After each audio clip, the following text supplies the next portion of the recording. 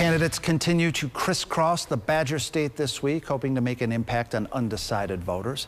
Meanwhile, a former candidate working to get his name taken off the November ballot. CBS 58's Emily Fannin, WisPolitics editor J.R. Ross look at the most recent rallies and how Robert F. Kennedy Jr.'s ballot access could impact the race.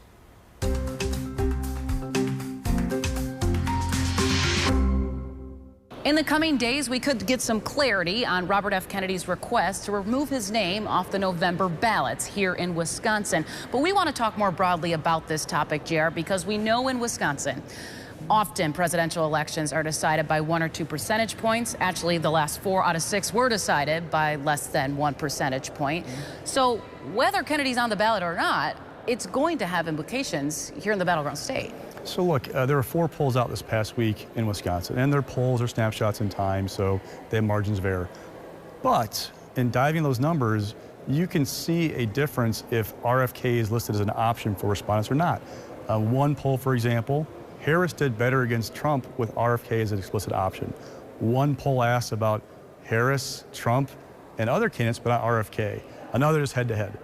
My point is you're seeing very subtly a draw away from Trump when RFK is an explicit option. So if he's on the ballot for sure, like final word from the courts, he's going to be there. Republicans spent millions and millions of dollars all spring and summer pumping up RFK Jr. because they thought he'd be a drag on Biden, which he was. They're Democrats unhappy about Joe Biden as a nominee, weren't enthused about him, they were looking for somebody else. Well, now that Biden's out and Harris is in, the Democratic base has gone home to Kamala Harris.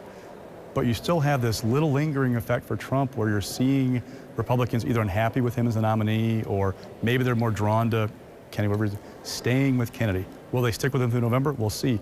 But we're talking about the razor-thin margins in Wisconsin every election, it seems like. 20,000 votes could matter in this state, and that's why it's so important for Republicans is on or off the ballot.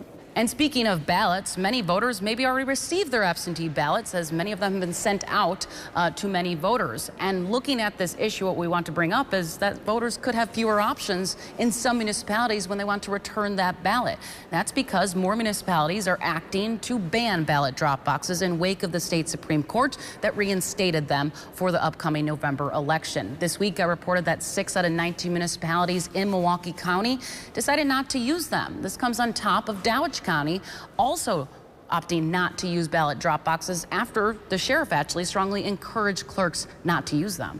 Look, we're not voting like we did in 2020, okay? So absentee ballots, the usage has dropped significantly from 2020 to 2024. At the same time, go look at 2022. Again, fewer absentee ballots than 2 years earlier. There are more ballots returned late that election than were in 2020. Why? Well, drop boxes could be one of the reasons. So the Supreme Court decision said you don't have to use them, clerks, but you can use them. The question becomes, if you're a voter, do you trust the mail, get your ballot in on time? What's going on? So if you're at home, turn it earlier, not later. And 2, Republicans keep pushing this early vote. We want to catch up, Republicans say, to Democrats on early voting. If you don't have these options because they're mostly in Republican areas, not using them, are you hurting the cause to get them in early or earlier to ensure they're in clerks' hands in time to be counted by Election Day? And also this week, many more high-profile visits. Of course, we had J.D. Vance in the Eau Claire area talking about immigration. A key issue there is there's a lot of refugees settling in that western Wisconsin district. Also, on the other hand, Vice President Kamala Harris held a rally in Madison, of course, as she's really banking on Dane County to turn out big, as it's been a huge stronghold for Democrats in statewide races. So look, in those polls I mentioned, those 4, it's like 1 point, 1 point, 1 point, 3 point. There's a reason they're coming. It's because we are the tip of the spear now.